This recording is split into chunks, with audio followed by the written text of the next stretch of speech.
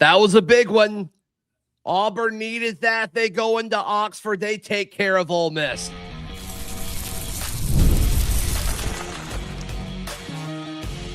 You are Locked On Auburn, your daily podcast on the Auburn Tigers. Part of the Locked On Podcast Network, your team every day. Yes, welcome on into Locked On Auburn, your daily Auburn Tigers podcast. I'm your host, Zach Blackerby. Thank you so much for making Locked On Auburn your first listen every single day. Darrell, Dapprich, Montgomery radio legend, hanging out with us as he does after every Auburn basketball game. The Tigers use a 7-0 run to seal this one, Darrell. They win 78-66 on the road in Oxford. Man, this was a big game. No question about it. There were plenty of questions about this team going into this. Ole Miss was riding, a 3-game winning streak going into this one. And then similar to going into the Arkansas game, all the analytics Auburn. Auburn they surprised me a little bit when they were a few-point favorite, according to our friends at FanDuel. They go in and took care of business in the second half. Well, it's a very encouraging win. Never, ever, ever apologize for a road win. And they got one by 8, which is – pretty nice, pretty comfortable. Was it 8? Did it turn out being 8? No, 12. 12. Yeah, my math, sorry. Double digits on the road on a team that hit a lot of threes tonight. That's what kept Ole Miss in this basketball game. Every analytic that Auburn was successful with against South Carolina, they carried over into this game. They are getting a lot of points around the basket, points in the paint. And I get the hand wringing and I get the concern over missing threes. But what did we all scream and urge and ache for at the beginning of the year? Post presence. Yeah. Quit missing layups. Get some baskets in the paint. And they are dominating in the paint right now. And the other thing, Zach, that I'm very encouraged by, this is 2 games in a row where Auburn looks like Auburn when they defend. They're guarding again. Defensively, yes. They're playing well. And again, I'll reiterate, if not for some lucky threes and some threes from deep with hands in the face and all that, that game could have been 15-20 and Ole Miss could have only scored 60. So, right. We can what if and all that. Very encouraged by the post presence and the way Auburn's guarding. What about the decisions they made offensively in the second half? You and I talked about it in the Barncast. You and I talked about it after the South Carolina game. In the second half, they just shot 7 threes. Now, they were 1 of 7 from 3. That wasn't ideal. But we did see them take less threes in the second half. Not a ton. I think they shot 10 in the first, but did take less in the second. And then in that run late, it's when they were attacking the rim. It's when they were attacking and driving with the basketball. A lot of that was Sahad and Keyshawn Hall down the stretch. And that's a big part of why they were able to get a strong run to finish this. Look, Sahad had 17 points tonight. Was it the most efficient 17? No, but 5 of 12, made all 6 of his free throws. And then Keyshawn Hall, 19. Once again, not the most efficient. 4 of 10, but got to the free throw line 12 times. He was 11 of 12 from the line. And if you tell me Keyshawn Hall gets to the line 12 times, Auburn's probably going to win that basketball game. Well, it doesn't matter how you get 19. Just get me 19. And here's the thing that people need to understand. 100%.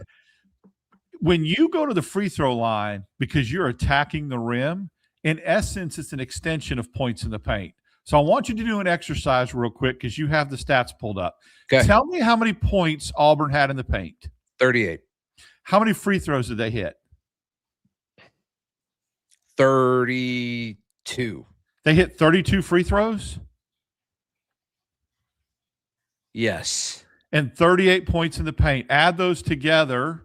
That quick math tells me, 70. 70? And how many points did Auburn end up with? 78. You see where your bread is getting buttered. I know they're free throws, but they're free throws as a direct result. Because Darrell, the other 8 points are the 2 threes he made, and then Dahad's mid-range that he made exactly with a few minutes left to go. Yeah. I mean, it's not rocket science. I'm not John Wooden, and I can figure it out. Those free throws are an extension of going to the rim. You're not getting fouled behind the three-point line. You're not getting fouled from the top of the key. You're getting fouled because Ole Miss had no answer for Auburn's post game. And that's what everybody complained about. We're not big enough. We're not tall enough. Well, the last 2 games, Auburn has found an advantage on the block.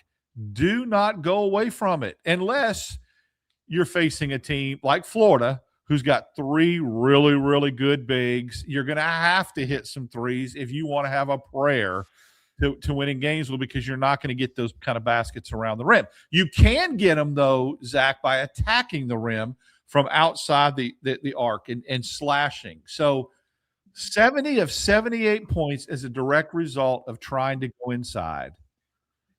Keyshawn Murphy, Yes. 5 of 8 shooting, a quiet 16 and 14 night for Keyshawn. Well, he absolutely is starting to round into what Auburn thought they were getting in him, and it's all based upon getting healthier. And it's not only physically healthier. I have it on a really good source that said there was a mental block with him jumping and being really explosive because there was that fear of coming down and re-injuring that knee. And that's a real thing. I mean, it is. It messes with your mind. And when you can play freely and you can play without worried about being hurt and just let it rip, you can see the result of that. What do you think is up with Filip Jovic? We saw him have a few moments throughout the game. There was one play where I forgot who it was that found him. It might have been Hall that found him, where he was driving. Everybody went to him, and he kind of dumped it off to Jovic, and Jovic had a great score there. But just played 15 minutes. Only took, he was 2 of 2, had 5 points, made it to the free throw line twice, went 1 of 2. Is there any concern there that he didn't play more minutes because of health? Like, in your mind, why would he only, like, when it was such a mismatch down low, clearly, what's your guess there? I'm going to speculate. I think it could be one of 2 scenarios, and I'll probably could have more intel on this tomorrow when we record for the Friday show Thursday. But I think it's one of 2 scenarios.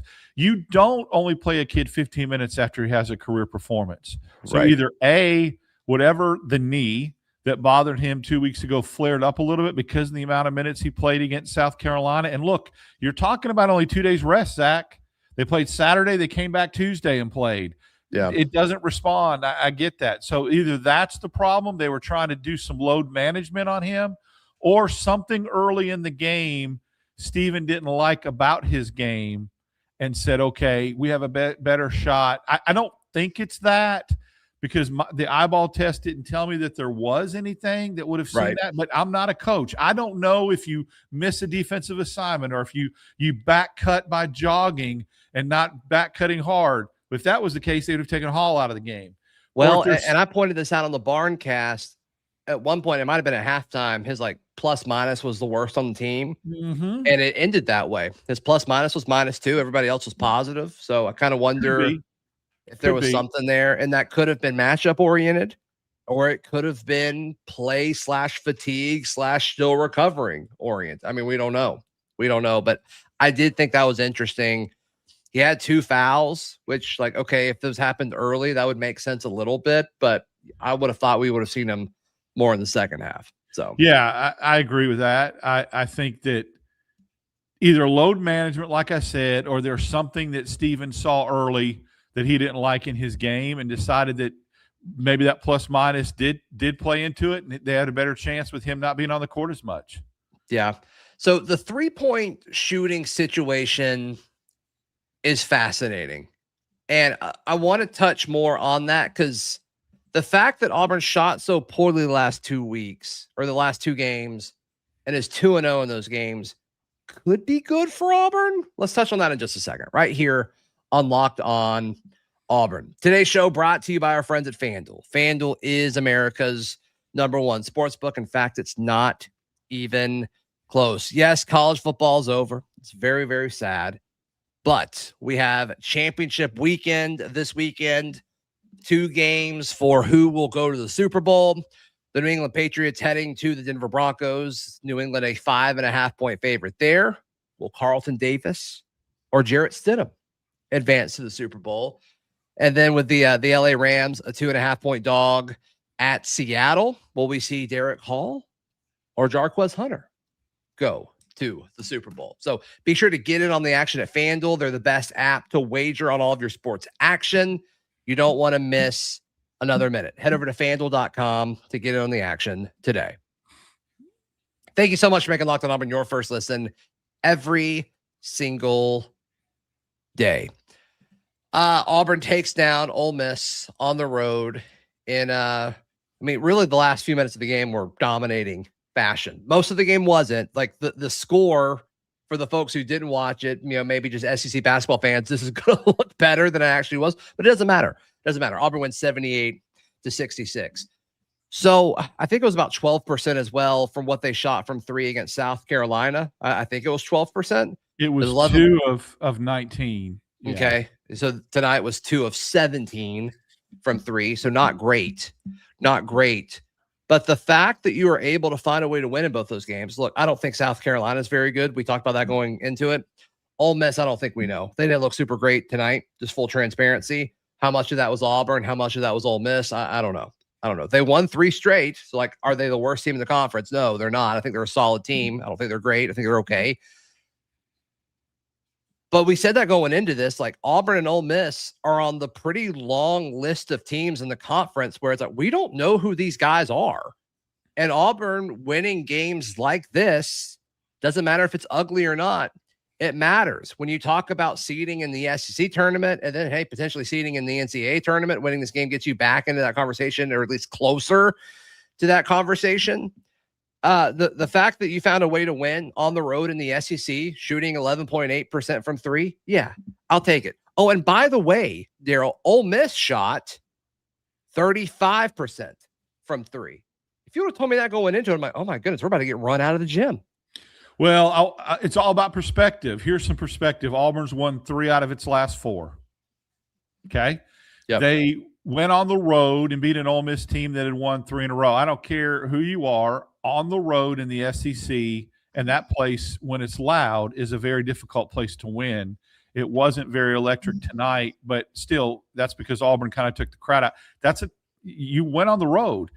You allowed Ole Miss with about 2.5 minutes to go in the game to get within 4 or 5. And the big thing for me was that Auburn answered that run. They got up 11. They let Ole Miss get down to 4. They didn't collapse like the Texas A&M game and blow the lead. They answered back and extended the lead to 12.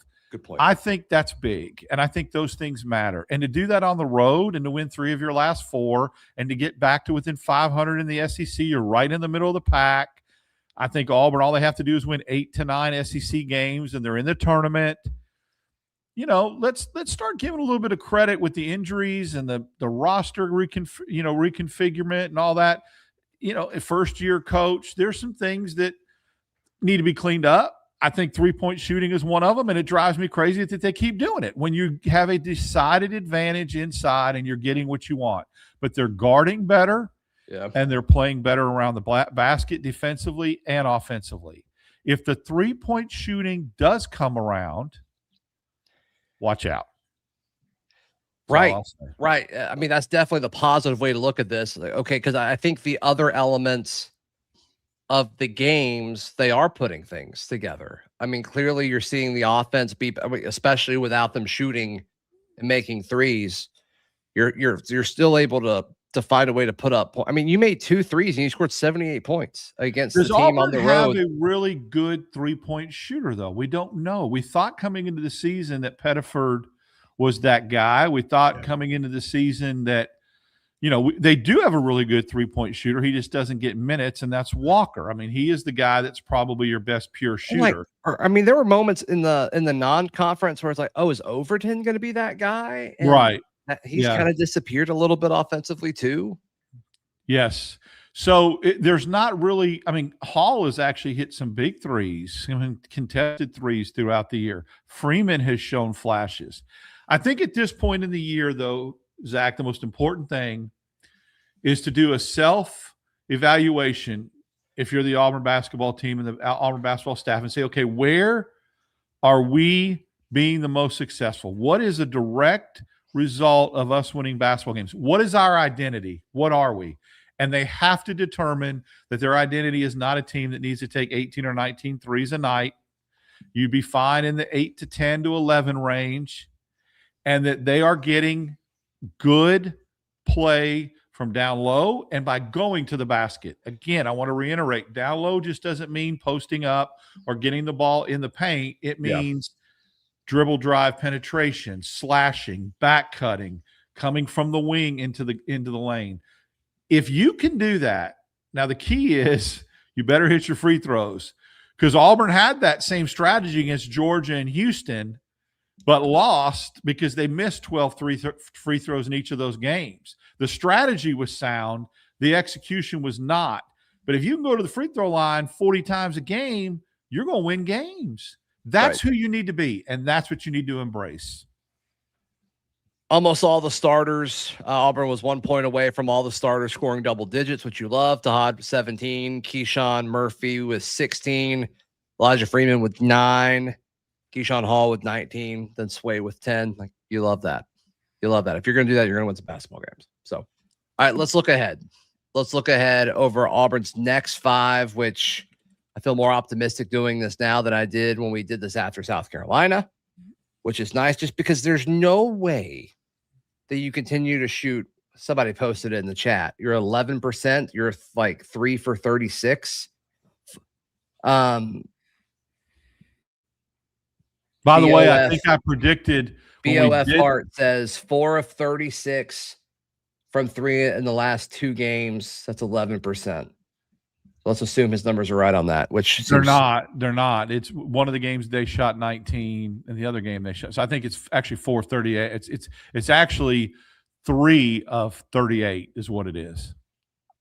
They only made 1 against South Carolina, I'm pretty sure. Maybe they made 2, but I think they only made 1. It's really bad. Regardless. Yeah, it's really There's bad. No way it stays that bad. But I want to say, when we did this little exercise after the Queens game, I said 4-1, and that's exactly where Auburn is at this point.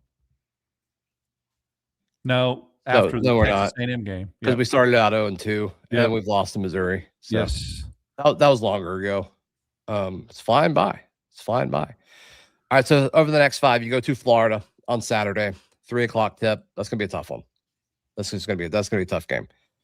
You host Texas. That seems more winnable as we get more information on Texas. You go to Tennessee. Auburn will not be favored in that game. I would be shocked if they were. You host Alabama. I don't think Auburn will be favored in that game either, but we'll see.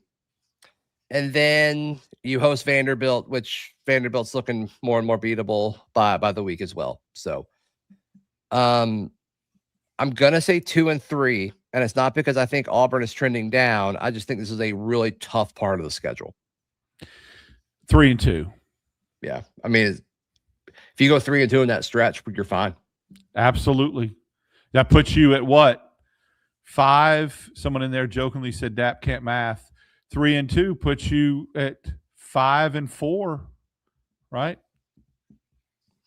Yeah. If you went 3-2. Nope, 6 and. Yeah, you're 3-3 right now. I'm struggling. I'm tired. It's late. So you'd be 6-5. 6-5. If you went 3-2 over the next 5. Yeah, 3-2 over the next. You would take that. Which, I mean, you feel good about Texas. I feel good about Texas and Vandy, both those games being at home. It's can you steal one of the other ones? Yes. That's the big question. Yes. I am not as sold on Tennessee and Knoxville this year that I have in previous years. And I said this 3 nights ago, and I'll repeat it. They should have lost to A&M. A&M had them beat, if not for some fluky lack of rebounding at the free throw line, right? And then Kentucky came back and beat them in Knoxville. They went 1-1 and should have been 0-2. So I'm not convinced that how it has been years past, Auburn can go up there like they did Samir Dowdy year, Isaac, the shutdown year with COVID, and sneak one and get one in Tennessee and Knoxville. Seems like Steven does a better job when he's coaching against like really good established coaches so far this year.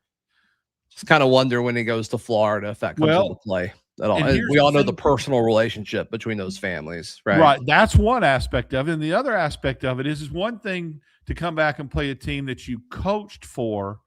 How about Stephen Pearl coaching against a team he played for?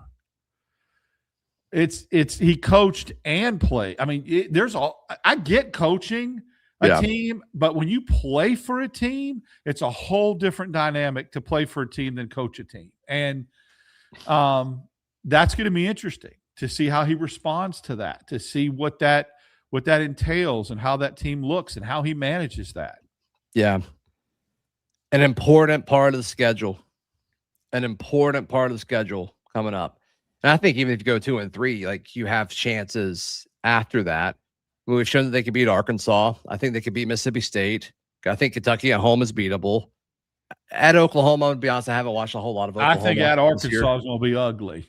That place is hard to win. It's been traditionally hard to win for Auburn, and they are laying in the weeds after Auburn. Yeah, you're right. Maybe I'm probably not. And did you see what they did to Vanderbilt tonight? They 30-piece Vanderbilt, who I thought was overrated to begin with, now has 3 conference losses. So right. I haven't watched Oklahoma closely. I'm going to be honest with you. Ole Miss at home, that's winnable. LSU at home, that's winnable. You go to Tuscaloosa, that's going to be tough. So, I mean, it doesn't get a ton easier, but it does get a little bit easier, I would say. It's kind of frustrating when I look back on it now, and I hate playing the what-if game, that if Auburn had won that Texas A&M game like they should have, and did come back on an improbable thing, they'd be 4-2 in the conference right now. Yeah, I mean, both Georgia and A&M. It's just so tough to think about. Like, I mean, it's just because the Georgia one missed opportunities, but to even get it to overtime was a wing and a prayer, kind of fluky for Auburn, right? I mean, it just was. Now, of course, the almost half-court shot would have been 2, but the point isn't went in. So 4-2 right now, a little different. Yeah, the feel on this team is totally different. 100% with you.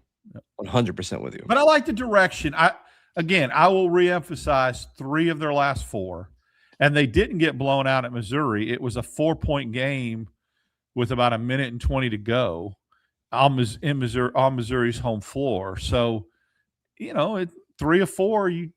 Anyway, you try to justify that. It is 3 other. They've won 3 out of their last 4. So, South Carolina beat Oklahoma. Is that tonight? Wow. If they did, that's pretty impressive. Now, Oklahoma gave Alabama all they wanted in Oklahoma, 83-81 last Saturday. Yeah, so Florida blitzed LSU tonight. South Carolina beat Oklahoma by 9. Georgia beat Missouri by 2. We beat Ole Miss, and then Arkansas blitzed Vandy. So South Carolina winning that game. I mean, again, Oklahoma lost 83-81. to Alabama. Of course, that was in Norman. I would assume that South Carolina game was in Columbia. That's why this game is such a big win. Look at the home court spread tonight and the teams that won, and Auburn was able to go on the road and get one. Yeah. All right. Cool. Darrell, how can people check out everything you've got going on? So catch me on Locked On Auburn with you on Wednesdays and Fridays. We really enjoy the Barncast live of these games, doing some stuff there, halftime, and then Sunday night, 8 o'clock. Everyone stay safe, obviously, with this weather that's coming through, but catch me wherever you get your podcasts and on YouTube with you. Yep, absolutely. Tune into tomorrow's Locked On Auburn. Brian Smith hangs out with us. He's got so many recruiting notes tomorrow. It's insane. So be sure to tune in for that one. Please like the video. Please subscribe. We'll see you next time. This has been Locked On Auburn.